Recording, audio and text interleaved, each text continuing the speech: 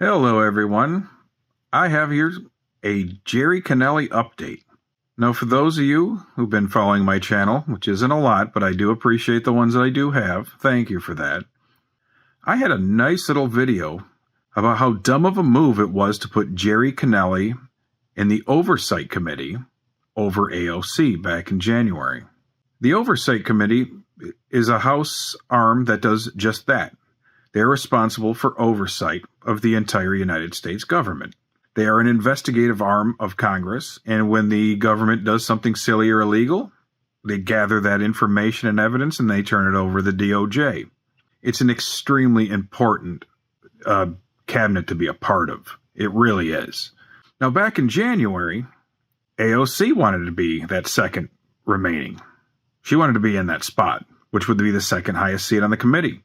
She has the social media, she has the following, and she has the communication skills that anytime she says something, millions of people are going to hear it, whether they like it or not. That's a good thing. Gerry Connolly, it was his turn. So what they did is Nancy Pelosi, who was actually literally recovering from a broken hip, from her hospital bed, was doing everything she could to undermine AOC from getting that position. And it worked. Because here's the thing about the Democratic Party. They are absolutely, completely stupid. I wouldn't say they're stupid. It's more they're ignorant. It's not like they don't know what they're doing. It's just they do something stupid and they just go along with it anyway. So this is what they decided to do. And this isn't just Nancy Pelosi acting alone.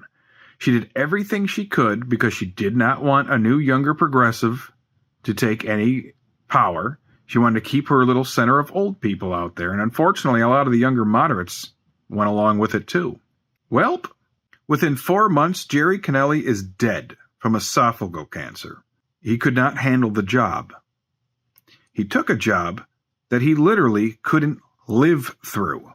So with all these razor-thin margins in the House, they only had one seat really available that was above us. And there's some special elections that are coming out. And now 3 Democrats have died in office, so they now have a 3-seat advantage. Those other dead idiots are Sylvester Turner, who I did not have a high opinion of while he was around, and this one bothers me, Raul Grijalva, who I actually did like, but he was a self-centered, ignorant old man, just like Sylvester Turner and just like Gerry Connolly, who took a job when we were facing autocracy and did not consider the consequences of their actions. Now they're dead, and the country that's actually fighting autocracy has the hurdle that they left behind to climb. So here's the deal. The Democratic Party will not learn anything from the last election. They want to go right back to what they're doing, and they're doing everything they can to make sure they don't learn anything from it. They literally put a man with esophageal cancer who did not make it 4 months on the committee, and then he died. They wanted to just put some old dude in there, except they didn't want to put AOC in there because, well, she's progressive. It doesn't really go along with a lot of what the party does. The leadership of the Democratic Party is an abysmal failure. They are not meeting this moment, and they are the reason why they have a below 30% approval rating. People like Bernie Sanders have a high approval rating. People like AOC have a high approval rating. There are definitely some moderates that have a high approval rating, but right now we just got a bunch of old people that some of them have cancer and dementia. Everything I said about Biden was right. He was a dementia-out old man that was actually way more unhealthy than I thought. His staff was going to think about putting him in a wheelchair after the election if he won it. Well, he's just completely brain dead and he doesn't know what he's doing. If the American people haven't learned anything, they're probably not going to. But here's what's going on. This fight will continue to drag on. The old dinosaurs in the Democratic Party who can't even stay alive are basically still maintaining power somehow. Because the Democratic voter base are a bunch of bootlickers that will do exactly what the mainstream media tells them to do. They don't have any sense of independence whatsoever. And it's killing our country. When you see what's going on, you see a bunch of old boomers that are authoritarian and want someone like Trump around. And then the other boomers are just dumb and they vote for old people that can't do the job. I don't know.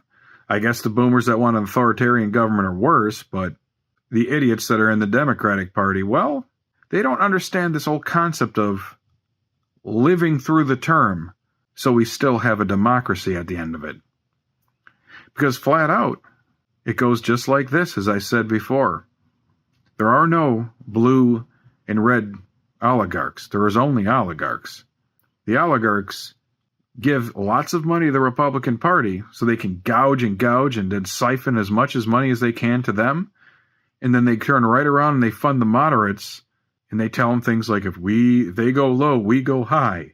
Whenever we try to bring accountability to the courts, they say, well, that's not the kind of party I want. And what that is, it's taking the money from the same oligarchs who are being shielded from consequences. Sadly, most Americans aren't smart enough to see through it, which is one of the reasons I started this channel. So, we got 3 more seats we got to win, because the boomers that are actually in charge of the Democratic Party, who can't win, who can't stay alive, and can't govern, are somehow still in power.